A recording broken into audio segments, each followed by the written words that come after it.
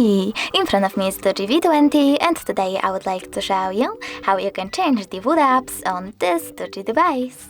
First of all, go into the Play Store, click on the search bar and install your new Wood app. In my case, it will be Opera mini browser.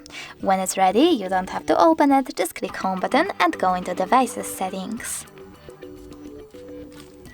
So now when I click on Settings, I need to scroll down and tap on Apps and Notifications. From here you need to scroll down again, click on Advanced, choose the Wood apps over here and tap on one of those sections. I wish to change my browser, so I have to click on Browser app, click on Opera mini to select app and simply go back. As you can see, after that my Wood app has changed. Thanks so much for watching. If you enjoyed this video, don't forget to smash that like button, comment and definitely subscribe. Bye!